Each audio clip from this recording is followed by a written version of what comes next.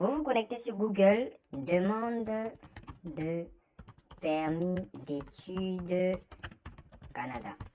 Quand vous écrivez ça, vous lancez, la première chose qui va s'afficher, c'est ça. Permis d'études, présenter une demande. Assurez-vous que c'est bien sur ça que vous allez cliquer. Donc, on va cliquer sur présenter une demande. Lorsqu'on clique là-dessus, ça va nous envoyer sur la page que vous voyez là. Moi, tout ce qui est écrit en haut, ça ne m'intéresse pas. Je vais directement aller vers le bas de la page. Mais vous pouvez lire si ça vous intéresse. Donc, arrivé au bas de la page, on va dire obtenez les instructions précises sur la façon de présenter votre demande. D'où est-ce que vous faites votre demande de permis d'études? Est-ce de l'extérieur du Canada? Est-ce au Canada? Ou est-ce au point d'entrée, c'est-à-dire à l'aéroport? À l'aéroport, certaines nationalités peuvent le faire. Peuvent faire leur demande de permis d'études ou de travail à l'aéroport, mais ce n'est pas donné à tout le monde. Notamment si vous êtes africain, vous ne pouvez pas. Donc là, on va se mettre dans un cas où on est à l'extérieur du Canada, parce que c'est le cas pour vous tous. Donc là, vous cliquez sur à l'extérieur du Canada. On va vous demander en ligne ou sur papier. Généralement, sur papier, c'est le volet direct. Ça concerne généralement les Sénégalais parce que eux, ils ont une ambassade canadienne chez eux et certains autres pays. Mais dans la plupart des pays où il n'y a pas d'ambassade canadienne, ça se passe en ligne. Donc, vu que c'est la majorité qui l'emporte, on va continuer sur en ligne. Lorsqu'on clique sur en ligne, vous allez voir tout ça et ça ne m'intéresse pas du tout. Moi, ce qui va m'intéresser se trouve juste en bas ici. Créer un compte ou ouvrir une session. Donc, on va cliquer là-dessus. Lorsqu'on arrive là, tout ça, ça ne m'intéresse pas. On vient sur l'option 1, clé GC. Arrivé là-dessus, on clique sur ouvrir une session avec une clé GC. Donc, on va cliquer là-dessus. Le reste, ne posez pas de questions dessus parce que ça ne vous concerne pas. C'est bon? Voilà. Et wesh, une erreur. Si vous n'avez pas de compte, vous cliquez plutôt sur vous n'avez pas de compte. Voilà, donc c'est ce qu'on va faire. On va cliquer dessus. Et lorsqu'on clique dessus, ils vont nous mettre tout un baratin qui ne m'intéresse pas du tout. On va arriver directement sur s'inscrire à la clé GC. C'est ce qui m'intéresse. On clique là-dessus et là, on arrive sur nom d'utilisateur. Mais là, c'est pour ceux qui ont déjà un compte et vu que vous n'avez pas de compte, on va venir sur s'enregistrer. Vous acceptez les conditions. Vous n'avez pas le choix. Créez votre nom d'utilisateur. Moi, je vais appeler le nom d'utilisateur compte vidéo test 1. Mais après, vous pouvez mettre les noms que vous pouvez retenir. Hein? Voilà. Donc, moi, j'appuie sur continuer. On me demande de créer un mot de passe. Le mot de passe, vous mettez un mot de passe que vous pouvez retenir. Moi, ici, je vais mettre un mot de passe comme ça. Bon, je vais ajouter ça à la fin. Ouais, là, c'est fort.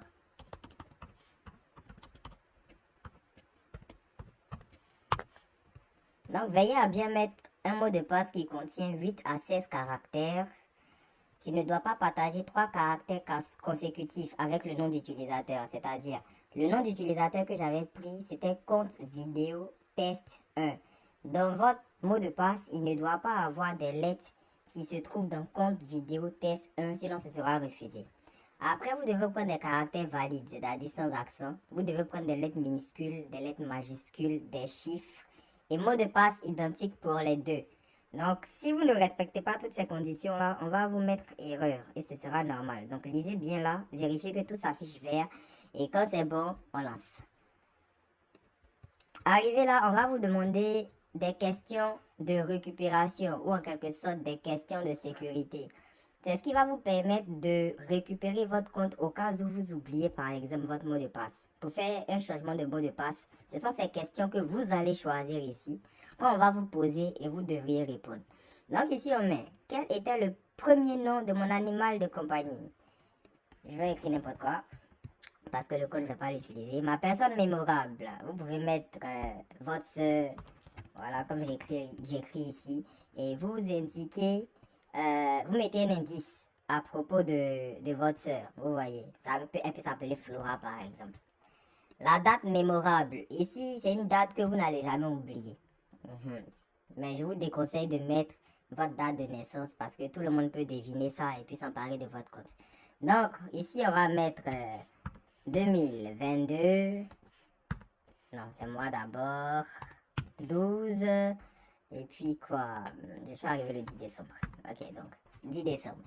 Mon indice au sujet de ma date mémorable. Moi, je vais mettre mon arrivée au Canada.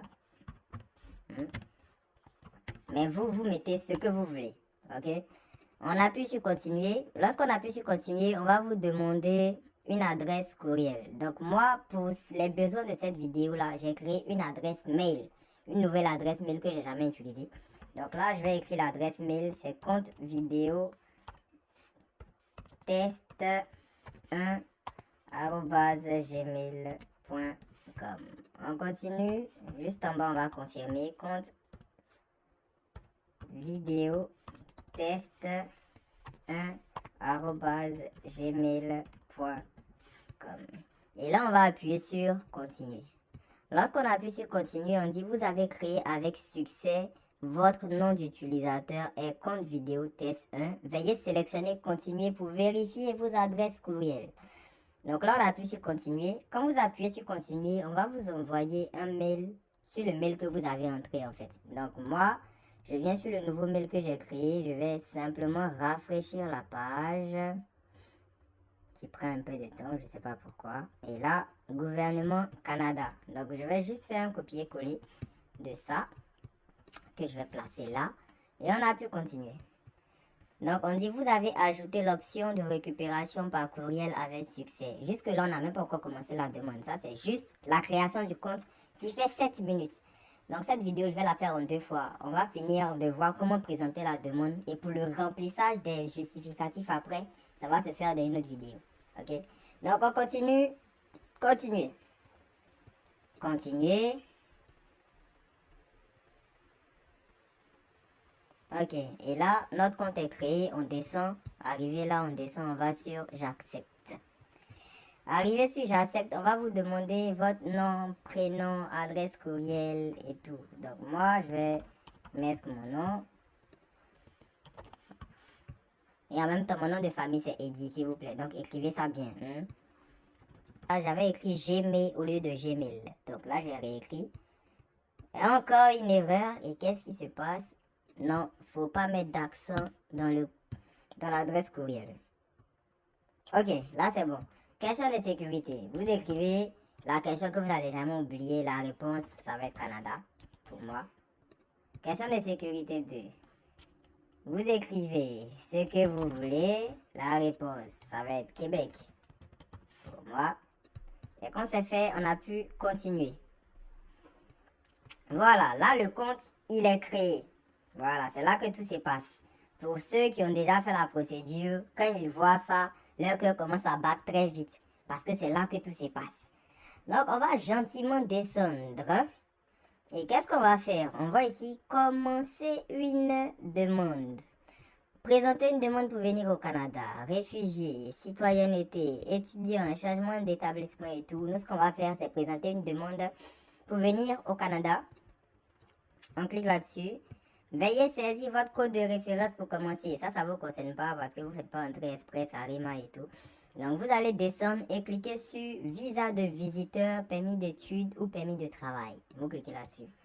Lorsque c'est bon, que souhaiterez-vous faire au Canada? On va mettre étudier.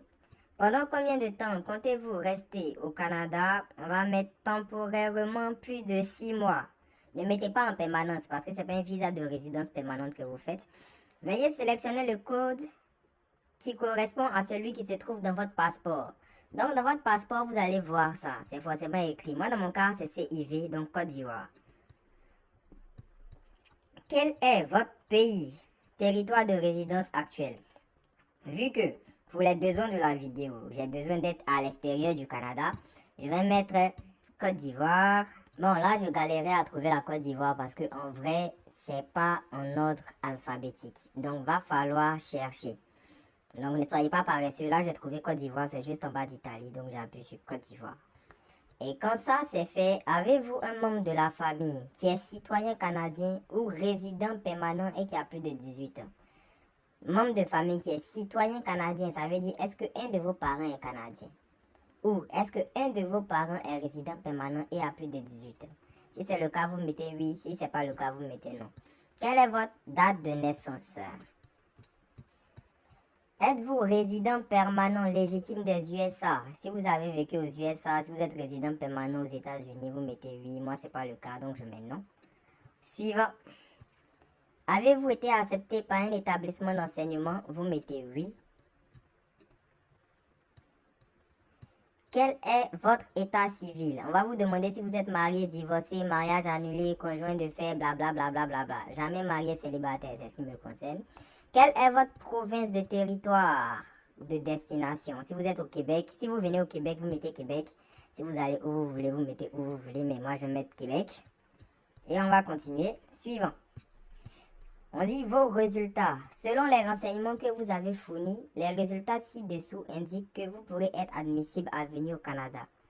En tant qu'étudiant, permis d'études, vous pourriez être admissible pour venir à titre étudiant. Donc on a pu continuer. Et c'est là que les vraies questions vont commencer parce que jusqu'à présent, on n'a vraiment rien fait. Donc continuez. Arrivé là, on demande avez-vous un permis de travail ou un permis d'études valide et vous avez besoin d'un visa pour revenir au Canada.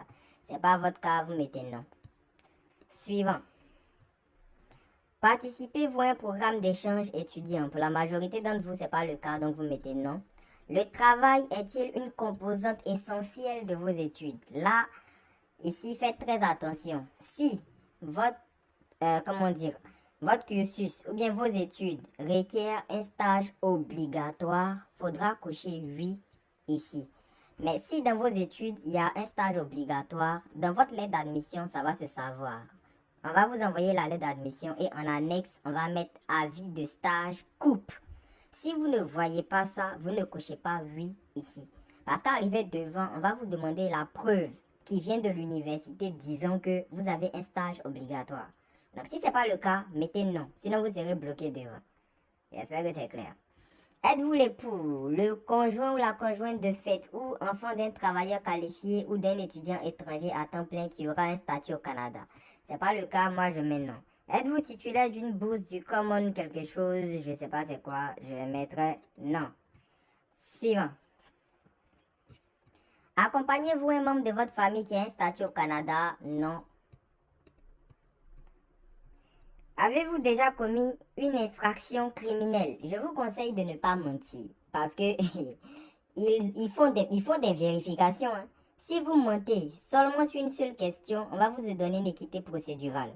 Pour vous dire que vous avez menti sur un sujet, donc vous devez justifier pourquoi vous avez menti, sinon c'est une interdiction de territoire. Donc ne mentez pas lorsque vous remplissez. Attention.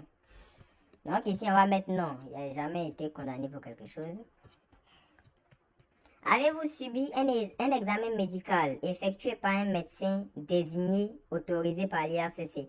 Si vous avez déjà eu à faire un examen médical effectué par un médecin désigné par l'IRCC, vous cochez oui. Dans le cas contraire, vous cochez non. On dit, avez-vous visité un des pays où y avez-vous vécu pendant 6 mois consécutifs au cours de la dernière année? Pour voir les pays, c'est simple. Vous venez ici, vous cliquez là-dessus, mais moi, ça ne m'intéresse pas, donc je vais cliquer non. Ici, on demande, présentez-vous une demande pour un membre de votre famille. On va mettre non, parce que ce n'est pas le cas.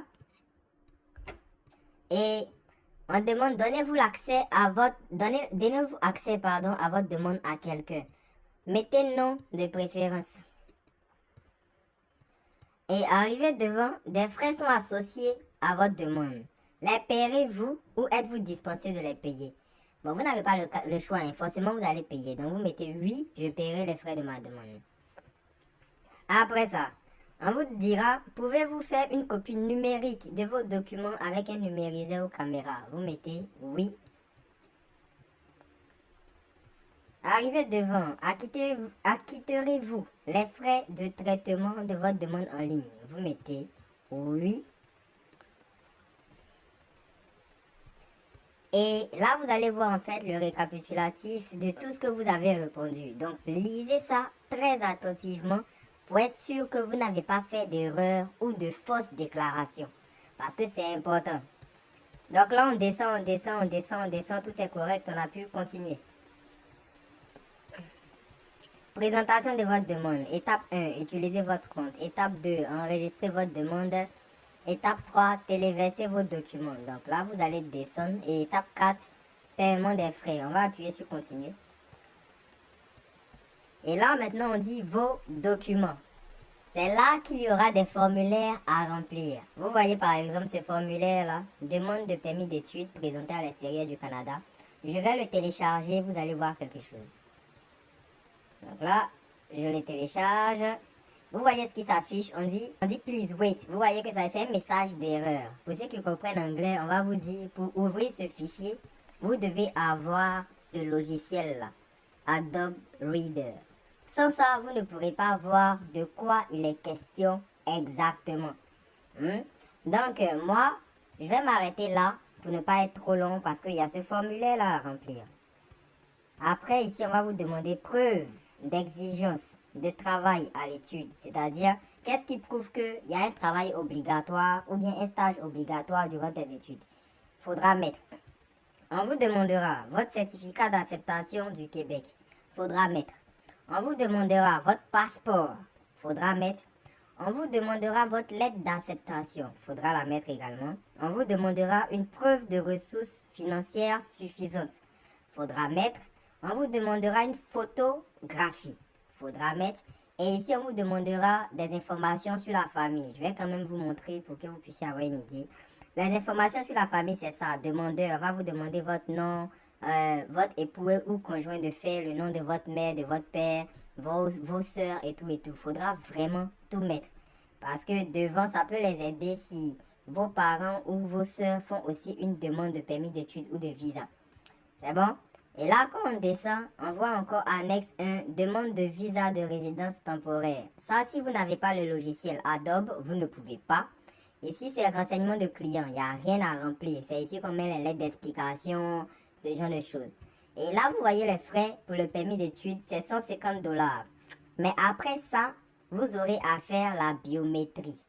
Donc, avec la biométrie, ça va vous revenir à environ 250 $ canadiens. Donc, je vais m'arrêter là. Dans une prochaine vidéo, je vais vous montrer comment remplir les formulaires. Donc, pour ceux que ça intéresse, restez abonnés à la chaîne, activez la cloche de notification. Et puis, on s'attrape pour une prochaine vidéo.